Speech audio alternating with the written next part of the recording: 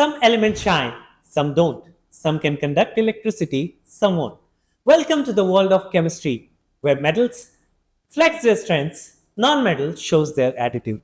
Hello aspirants, my name is Sonar, and today we are going to discuss the basic definition of metals and non-metals and physical properties of metals and non-metals. So without any further delay, let us start. So friends, in the periodic table, all the elements have been classified into three categories. These are metals, non-metals, and those behaving like both metals and non-metals are termed as metalloids. So friends, see, all the elements that are blue in color are non-metals. All the elements that are red in color are metals, whereas the elements that are yellow in color, these are metalloids. So now you must be wondering, what are metalloids? Basically friends, the elements, those behave like both metals and non-metals under different conditions, they are termed as metalloids. So now we are going to discuss about what are metals. So friends, metals are electropositive elements in the periodic table that lies in the left side of the periodic table. As I've shown you earlier, that all the metals are on the left side of the periodic table. Electropositive, which means whenever these elements are forming a bond, it tends to share the electron, which means it can donate the electron, and that is why it is known as electropositive. When they donate the electron, ultimately they are releasing a negative charge, and ultimately they are acquiring a positive charge on them. When in balanced condition, whenever there is a removal of electron, it acquires positive charge. Why? Because positive and negative charge are equal in every element. So that is why they are known as electropositive element. Now we are going to discuss about the properties of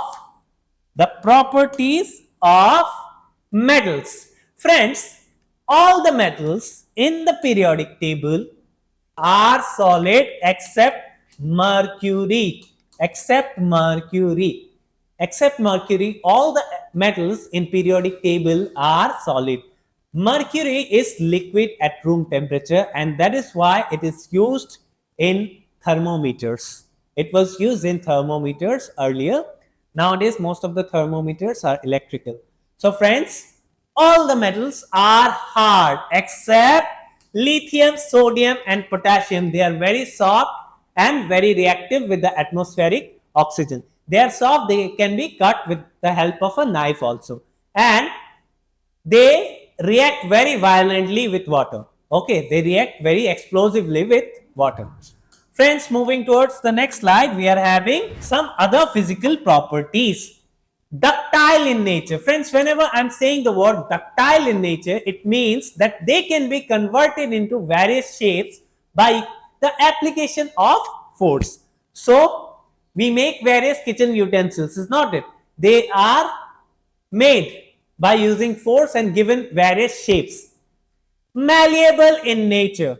Malleable, which means they can be converted into thin sheets. Often we have found that for food wrapping, aluminum foils are used. So this shows the property of malleability of aluminum.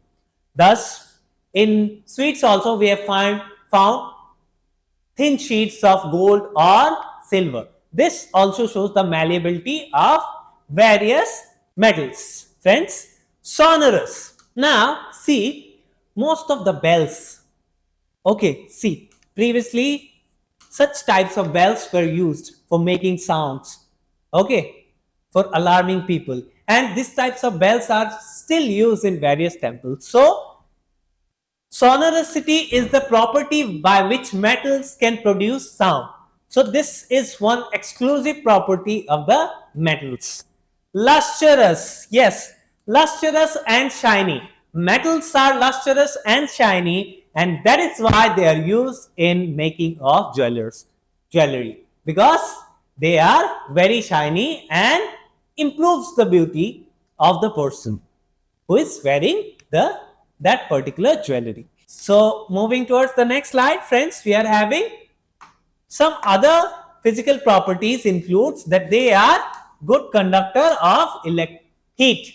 Basically, that is why they are used most of the times. Metals are used as kitchen utensils because they are good conductor of heat. Best conductor are silver and copper. Poor conductor are lead and mercury. Good conductor of electricity. Yes, friends, metals are good conductor of electricity, and that is why most of the metals in our electrical uses are made up of copper. Made up of copper. But still, best conductor is silver. But we cannot use silver because it is very expensive. We use copper wire. Have high density. Definitely, students.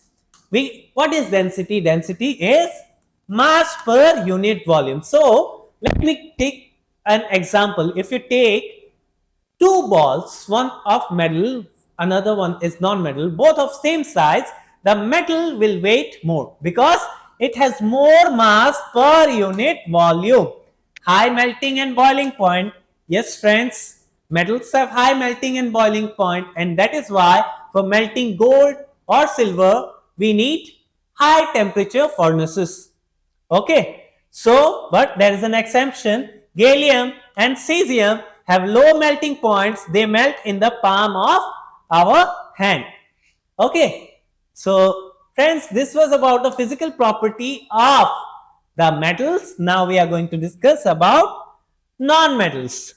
Basically, the opposite one, non-metals are electronegative, which means they have the tendency to acquire one extra electron from the shared pair. And that is why, as I've told you earlier, the number of electrons and protons are balanced, and whenever there is an extra negative charge, it will acquire one extra negative sign. That is known as electronegativity. Okay.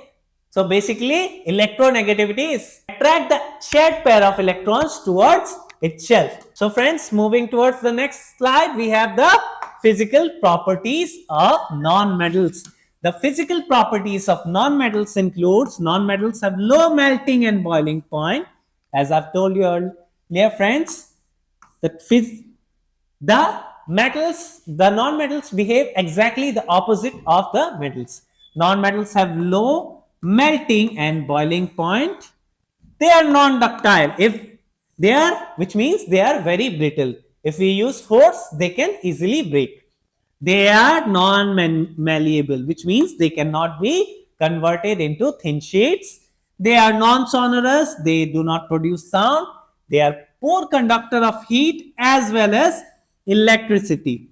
They cannot conduct electricity except some compounds of carbon such as graphite, because there is a free electron in graphite, and have relatively lesser density.